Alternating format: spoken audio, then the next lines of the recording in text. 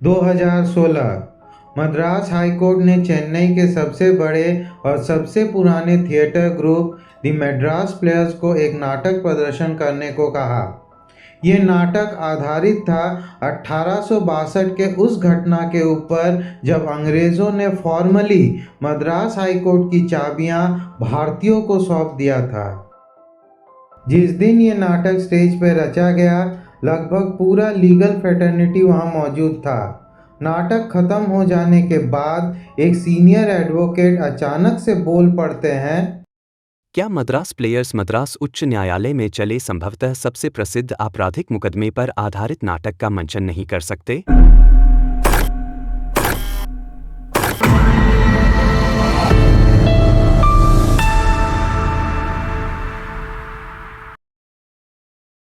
मैं इस कंडीशन पे ये नाटक लिखने और डायरेक्ट करने को तैयार हो जाता हूँ अगर हाई कोर्ट मुझे 1945 के ओरिजिनल ट्रायल ट्रांसक्रिप्ट सौंपती है।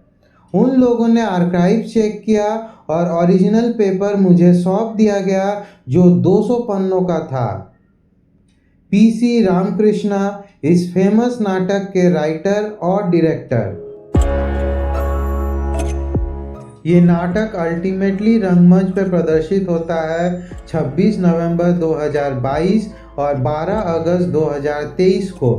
इस नाटक ने स्टेज पर प्रदर्शित होते ही धमाका कर दिया। ये नाटक आधारित था 1945 के उस केस पर जिसने 40 और 50 के दशक में सबको स्तब्ध कर दिया था और 70 के दशक तक ये घटना लोगों के यादों के गलियारों में घूमती रही। वो केस जिसमें तमिल फिल्म इंडस्ट्री के कुछ बड़े नाम शामिल थे, जैसे उस समय के सुपरस्टार्स M.K. त्यागराजा भागवरहर और N.S. कृष्णा और दिग्गज डायरेक्टर S.M. सिरमुल्लु नायडू। ये पूरा केस फेमस हुआ था द लक्ष्मीकांतन मर्डर केस नाम से।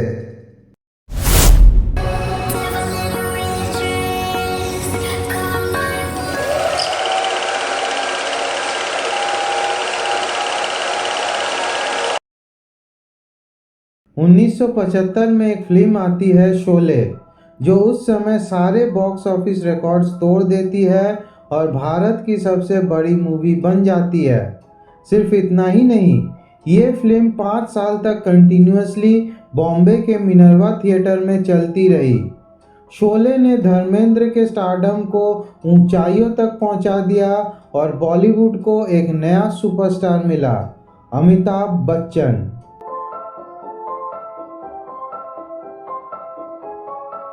शोले से पहले एक और फिल्म आई थी जो 2 सालों तक लगातार चली थी और सबसे लंबी चलने वाली फिल्म का रिकॉर्ड 1975 तक इसी फिल्म के नाम था। मगर इसके बारे में शायद ही ज़्यादातर लोग जानते हैं क्योंकि ये फिल्म 1944 में रिलीज़ हुई थी और तमिल फिल्म इंडस्ट्री से थी। इसका नाम था Haridas.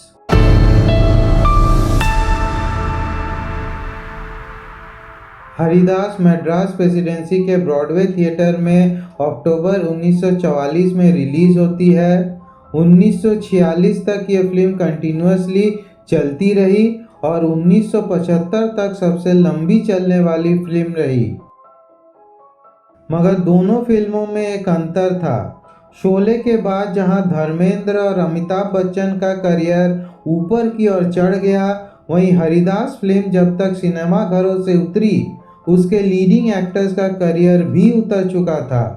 Lead actors M.K. Tyagaraja भागवरहर उस समय तमिल सिनेमा के सुपरस्टार थे और N.S. कृष्णा को तो चार्ली चैपलिन ऑफ इंडिया का खिताब भी दे दिया गया था। उनका करियर अचानक से ख़त्म हो गया और इसका वजह बना एक मर्डर।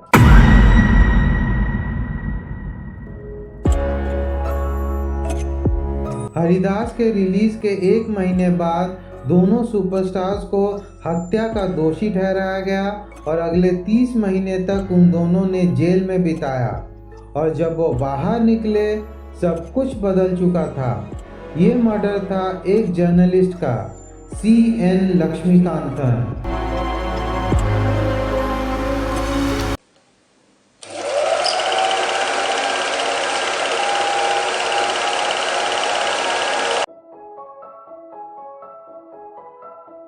नवंबर 8, 1944। एक फेमस जर्नलिस्ट CN लक्ष्मीकांतन, जो बेसिकली अपने येलो जर्नलिज्म के लिए जाना जाता था, मद्रास प्रेसिडेंसी में स्थित वेपरी के जनरल कॉलिंस रोड से रिक्शा पकड़ने जा रहा था। तभी उस पर कुछ अज्ञात लोग हमला कर देते हैं। इससे पहले कि वो ज़्यादा कुछ समझ पाता, उसके पेट में पिचुवा या चाकू घुसेड़ दिया जाता है।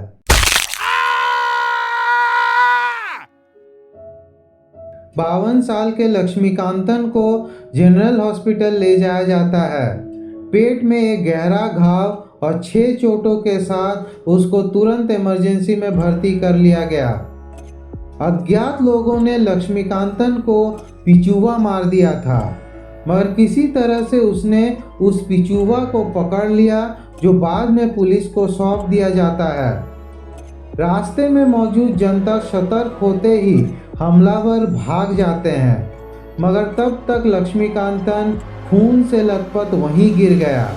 लोगों ने उसे उठाया और हॉस्पिटल पहुंचा दिया।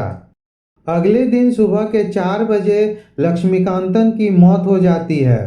हॉस्पिटल में भर्ती होने से लेके उसकी मृत्यु तक कई लोग उससे मिलने आए, मगर किसी को भी हमलावर के रूप में उसने चिन्हित नहीं किया। मरने से पहले पुलिस के सामने उसने कोई डाइंग डिक्लेरेशन भी नहीं दिया था। केस को तुरंत ही लोकल थाने से हटाकर क्राइम ब्रांच को सौंप दिया गया।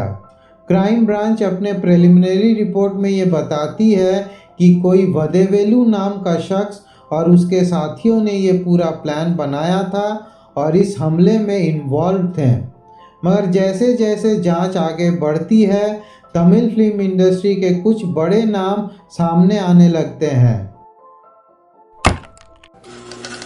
ऐसे ही कुछ नाम थे उस समय के Tamil superstar M.K. Thyagaraja, famous comedian N.S. Krishnan और film producer and director S.M. Sriramulu.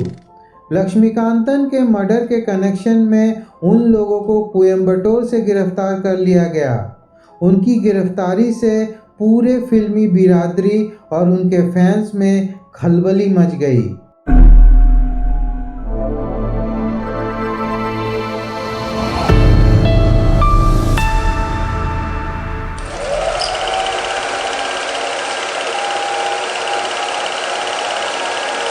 M.K. Tyagaraja भागवरहर।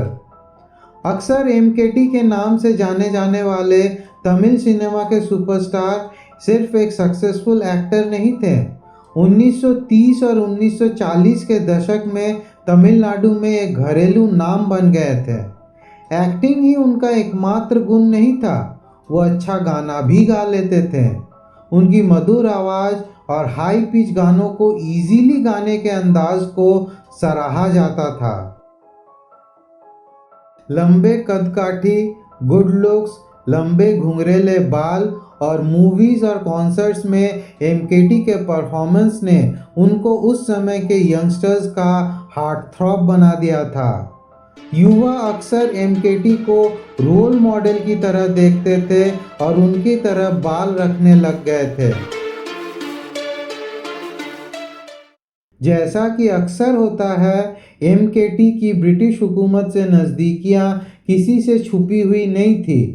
शायद यही वो वजह थी कि वो उस समय के मद्रास गवर्नर के कहने पर सेकेंड वर्ल्ड वॉर में ब्रिटिश आर्मी की मदद करने के लिए कॉन्सर्ट्स और नाटक में परफॉर्म किया था। N.S. कृष्णन। वो अपने समय के सबसे बड़े और सबसे पॉपुलर कॉमेडियन तो थे ही, मगर as a theatre artist, playback singer और लेखक के रूप में भी उन्होंने कई कीर्तिमान स्थापित किए हैं। उनको भारत का चार्ली चैपलिन भी कहा जाता था। समाज के कुछ ट्रेडिशंस और अंधविश्वास को लेकर उनके सटायर को काफ़ी सराहा जाता था। S.M. Sriramulu Naidu. Coimbatore movie Mogul कहा जाने वाला ये शख्सियत तमिल फिल्म इंडस्ट्री के प्रारंभिक विकास के लिए बहुत हद तक जिम्मेदार थे। बिना कोई गॉडफादर या फैमिली बैकग्राउंड के एक बेकर के रूप से शुरू करते हुए फिल्म इंडस्ट्री के शिखर तक पहुंच गए as a film director, as a producer, as a studio owner और देखते ही देखते साउथ इंडिया मोशन पिक्चर के महान हस्तियों में से एक बन गए। लक्ष्मीकांतन केस में इन तीनों को अरेस्ट किया गया, मगर क्यों किया गया ये जानने के लिए हमें समय का पहिया घुमा के थोड़ा और पीछे जाना होगा।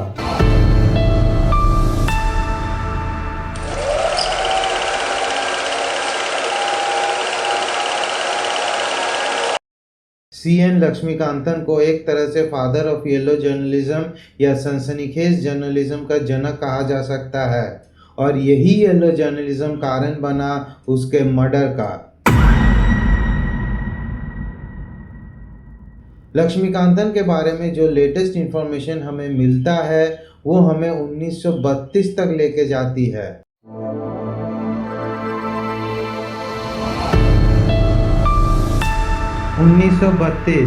जर्नलिस्ट बनने से पहले लक्ष्मीकांतन जेल जा चुका था। एक एफिडेविट में जालसाजी करने का दोषी पाया गया और सज़ा भी हुई। उसे 7 साल के लिए अंडमान के सेलुलर जेल में भेज दिया गया। 1939 लक्ष्मीकांतन जेल से रिहा होता है और धीरे धीरे जर्नलिज्म में अपना पैर पसारने लगता है।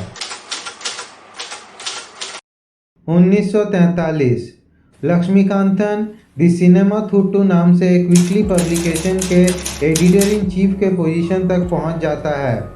एक तरह से इस वीकली मैगजीन को वही चलाता था। इस मैगजीन के ज़रिए लक्ष्मीकांतन ये जताना चाहता था कि उसका मिशन भारतीय महिलाओं का रक्षा करना है, यानी वो भारतीय महिलाओं का सेल्फ प्रोक्लेम्ड मसीहा बन गया, मगर ये सिर्फ एक कैमोफ्लेज था।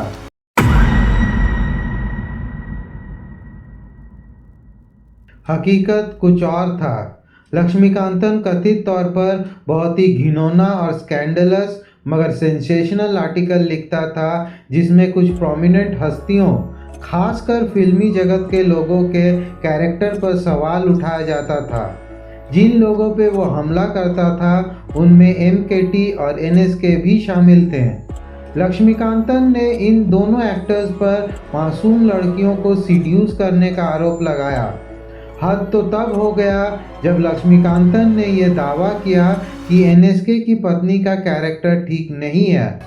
यहाँ भी वो नहीं रुकता है और ये सिलसिला चलता रहा। हफ्ते दर हफ्ते वो इन नामचीन हस्तियों पर हमला करता रहा। नतीजा ये हुआ कि अपने रेपुटेशन को बचाने के चक्कर में ये हाई प्रोफाइल लोग लक्ष्मीकांतन को बड़ी रकम इन कैश और इन काइंड ऑफर करने लग गए, जिससे ये पेपराजी अमीर होता चला गया और एक दिन अपना खुद का प्रिंटिंग प्रेस शुरू कर दिया। मगर एक दिन जर्नलिज्म की आड़ में चल रहा ब्लैकमेलिंग का बिजनेस सब हदें पार कर गई। जनवरी 1944 सिनेमा थुट्टू में छपे आर्टिकल से परेशान होकर MKT, NSK और SM श्रीमुल्लु नायडू ने जनवरी में मद्रास के governor Arthur Oswald James hope के पास पब्लिकेशन की लाइसेंस को रद्द करने का पिटीशन दाखिल करते हैं। प्रेशर में आके होप ने लाइसेंस रद्द कर दिया और सिनेमा थुट्टू का पब्लिकेशन बंद करना पड़ा। जुलाई 1944 लक्ष्मीकांतन कहाँ रुकने वाला था? उसने तो खून चख लिया था।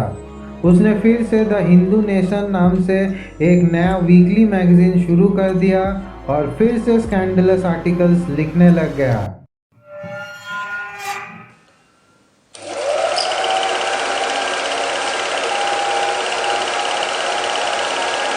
19 अक्टूबर 1944 वेंकटाचलम मुदाली स्ट्रीट से जाते वक्त लक्ष्मीकांतन पर हमला होता है। ये उस पर किया गया पहला हमला था जिसमें वो बच गया। लक्ष्मीकांतन के गले में छुरा मारने की कोशिश की गई थी, मगर घाव उतना गहरा नहीं था और वो जल्दी ही रिकवर कर गया। नेचुरली पुलिस केस होता है और पुलिस के सामने वो एक नाम लेता है, वदीवेलु, मगर पुलिस कोई केस रजिस्टर नहीं कर पाती है क्योंकि ये नॉन कॉग्निजेबल ऑफेंस था।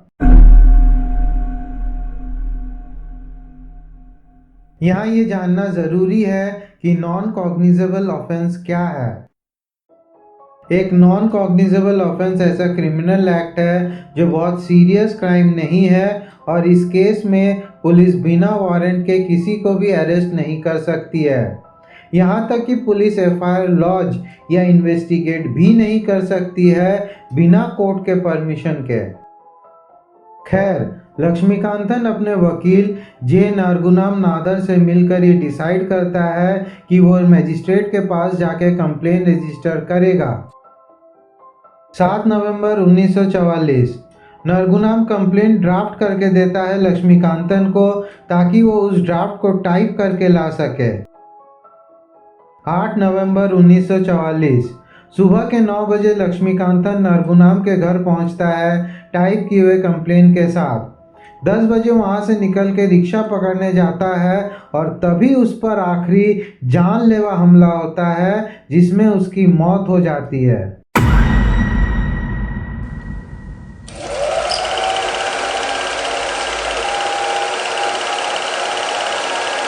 लक्ष्मीकांतन के मर्डर के बाद पुलिस 9 लोगों को अरेस्ट करती है जिसमें MKT, NSK और नायडू भी शामिल थे। चार्जशीट फाइल होती है जिसमें मेन एक्यूज के तौर पर वदीवेलु का नाम रखा गया। ये नाम हमने पहले भी सुना है जब लक्ष्मीकांतन ने अपने पहले हमले के बाद पुलिस से कहा था उसके खिलाफ एक्शन लेने के लिए।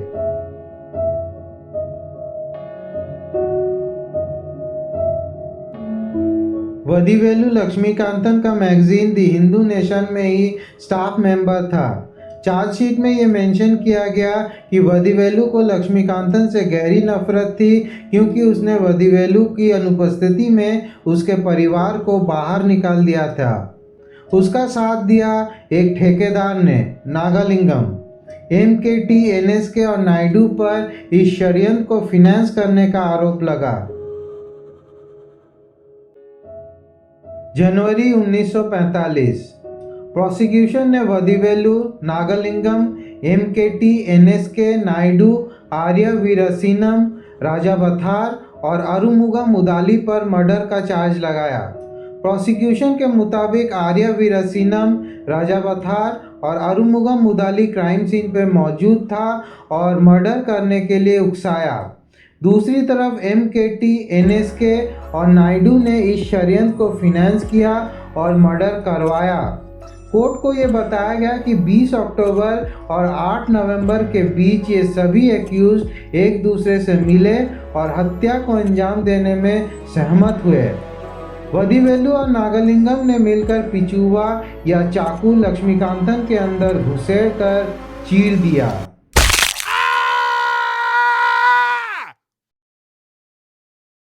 और हाँ, एक आरोपित जयानंदम अप्रूवर बन गया।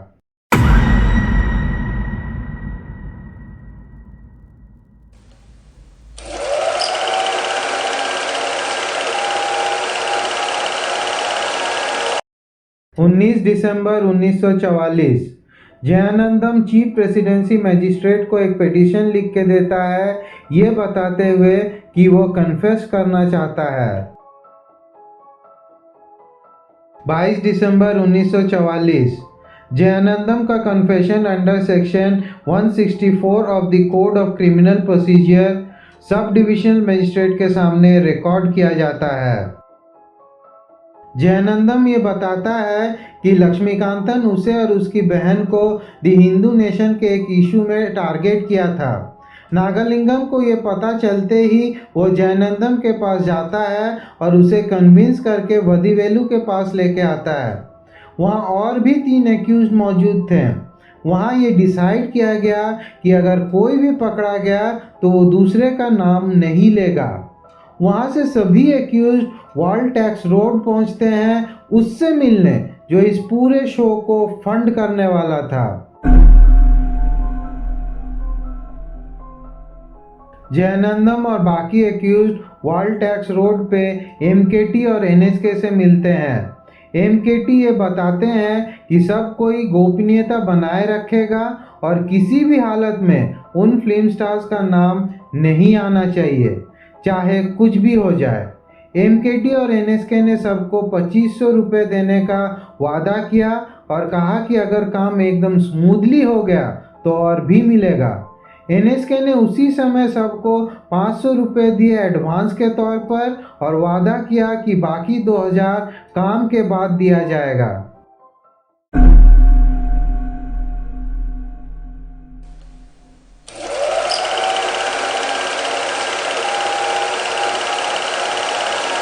मई 1945 सर वेयर मॉकेट के प्रेसिडेंसी में हाईकोर्ट के क्रिमिनल सेशंस ने एमकेटी और एनएसके सहित 7 लोगों को दोषी ठहराया और उन्हें आजीवन कारावास की सजा सुनाई।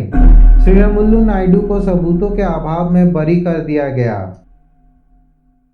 सजा सुनाते समय मद्रास हाईकोर्ट के जज एल्फ्रेड हेनली लायलन लीच ये बताते हैं, प्रोसिक्यूशन ने एमकेटी और एनएसके द्वारा साजिश में शामिल होने और हत्यारों को पैसा देने के पीछे के मोटिव को साबित किया है।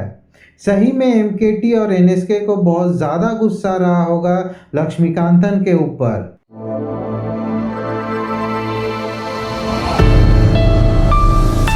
सबको आजीवन कारावास की सज़ा सुनाई गई। रही बात एमकेटी और एनएसके की, तो उनकी film Haridas box office records तोड़ती रही, जबकि वो दोनों अंडमान के सेलुलर जेल में दिन बिता रहे थे। 30 महीने जेल में बिताने के बाद एमकेटी और एनएसके सहित इस केस से जुड़े हुए बाकी कैदी प्राइवी काउंसिल में अपील करने में सफल रहते हैं। अंततः अप्रैल 1947 को सबूतों के अभाव में सबको रिहा कर दिया जाता है।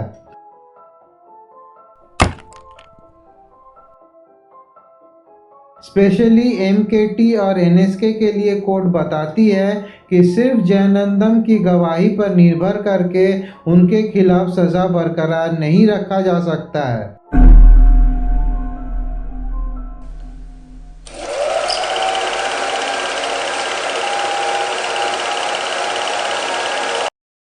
बरी होने की खबर पूरे शहर में फैल गई।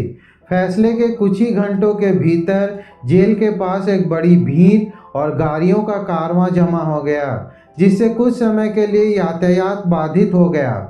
एमकेटी और एनएसके जेल से बाहर आए और भीड़ ने उनका जोरदार स्वागत किया। एमकेटी फिल्मों में काम करते रहे, मगर वो सब फिल्म इतना सक्सेसफुल नहीं रहा और एक्टिंग भी उस लेवल तक नहीं पहुंच पाया। समय के साथ एमकेटी स्पिरिचुअलिज्म की ओर झुकने लगे और धीरे धीरे मूवीज़ करना बंद कर दिया। अल्टीमेटली डायबिटीज़ की वजह से 1959 में 49 की उम्र में वो गुजर गए।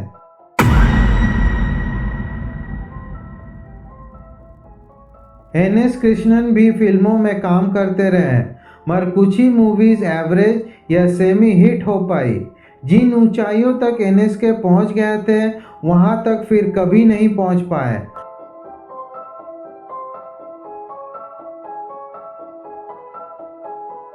वो भी 1957 में गुजर गए।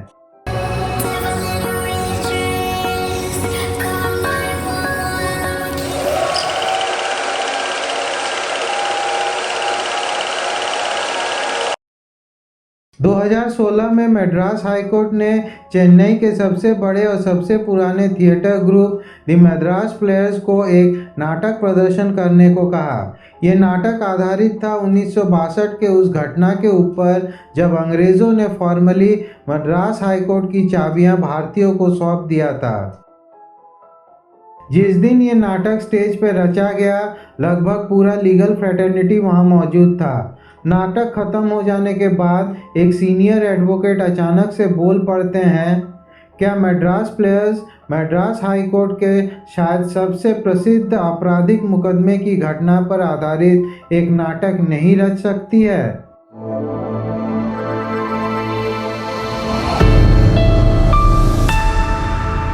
नाटक के राइटर और डायरेक्टर पीसी रामकृष्ण इस शर्त पर राजी हो जाते हैं कि उन्हें ओरिजिनल ट्रांसक्रिप्ट दिए जाएं। शर्त के अनुसार उन्हें 200 पन्ने का ओरिजिनल ट्रांसक्रिप्ट दे दिया जाता है। कोविड की वजह से नाटक सही समय पर प्रदर्शित नहीं हो पाया। ये नाटक अल्टीमेटली रंगमंच पर प्रदर्शित होता है 26 नवंबर 1922 और 12 अगस्त 1923 को, और प्रदर्शित होते ही तहलका मचा दिया।